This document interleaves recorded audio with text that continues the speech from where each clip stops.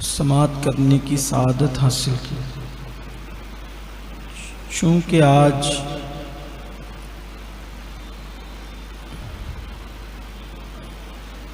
عرف عوام میں لوگ شب قدر مناتے ہیں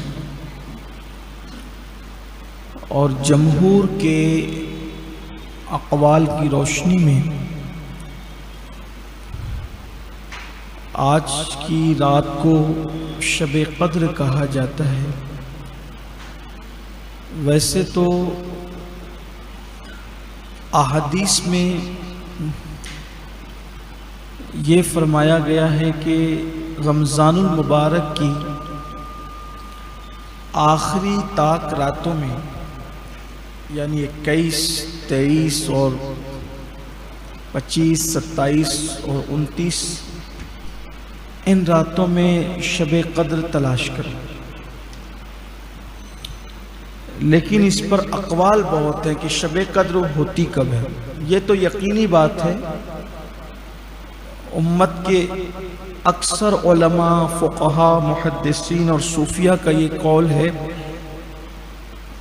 کہ یہ ہوتی رمضان شریف میں ہی، رمضان المبارک نہیں ہوتی شب قدر۔ اور یہ بھی ہے کہ وہ آخری عشرے میں ہوتی ہے، کیونکہ اس پر کثیر احادیث ہیں۔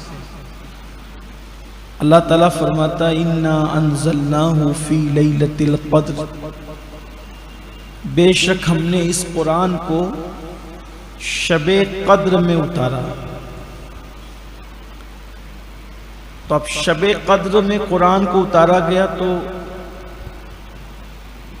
اب شب کا ذکر تو آ گیا، رات کا ذکر آ گیا، لیکن مہینہ کون سا ہوگا؟ تو اس کو بھی قرآن نے ایک مقام پہ واضح کیا ہے، شہر رمضان الذی انزل فیہ القرآن، کہ اس قرآن کو ہم نے رمضان کے مہینے میں اتارا۔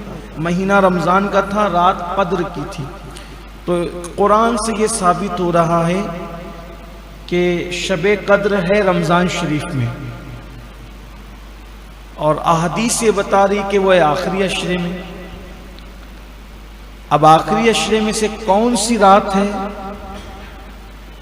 تو اس کے لیے یہ کہ بھئی ڈھونڈو، تلاش کرو، اور اس کو شب قدر مل گئی جس نے مغرب اور عشاء کی نماز، مغرب عشاء اس نے جماعت کے ساتھ پڑھی، مغرب بھی جماعت سے پڑھی، عشاء بھی جماعت سے پڑھی، 21 میں، 23 میں، 25 میں، 27 میں، 29 میں اللہ نے اس کو شب قدر عطا کر دی، اور اب شب قدر کی جو فضیلت ہے وہ اس کو نصیب ہو گئی۔ اللہ تعالیٰ فرماتا ہے شب قدر کیا ہے؟ وَمَا أَدْرَاكَ مَا لَيْلَةُ الْقَدْرِ، تم نے کیا جانا شب قدر کیا ہے؟ پھر خود ہی جواب دیتا ہے لیلۃ القدر خیر من الف شہر، یہ 1000 مہینوں سے افضل ہے۔ تو چونکہ ظاہر میں اس کا یہ کہ یہ 1000 مہینوں سے افضل ہے، تو اس کے بنتے ہیں 83 سال 4 مہینے۔ یعنی اس رات میں اگر کوئی عبادت کر لے، کم سے کم 2 رکعت پڑھ لے، صرف بنیت شب قدر اگر 2 رکعت بھی پڑھ لے تو اللہ تبارک و تعالی اس کو 83 سال 4 مہینے عبادت کا ثواب عطا فرماتا ہے، اور کوئی زیادہ پڑھ لے تو اور اچھا ہے۔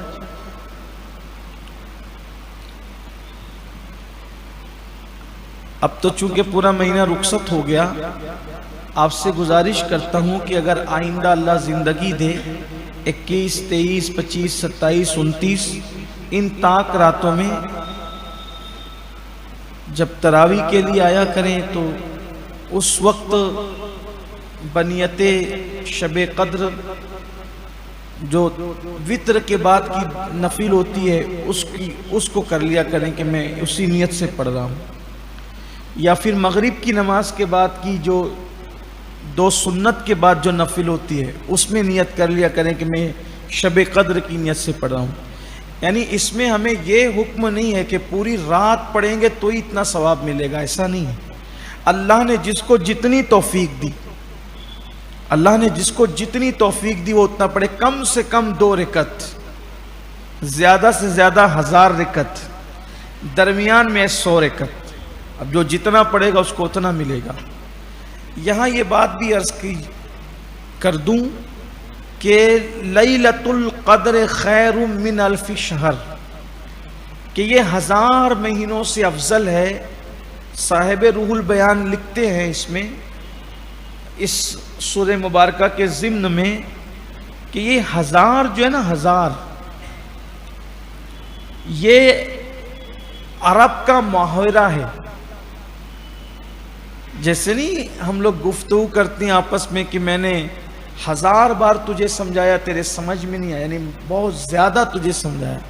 تب اس کا مطلب اگر یہ محاورے کی اگر بات لی جائے تو سمجھ لو کہ یہ شب قدر 1000 مہینوں سے بھی افضل ہے۔ کثرت بتانا ہے، ہزاروں مہینوں سے افضل ہے۔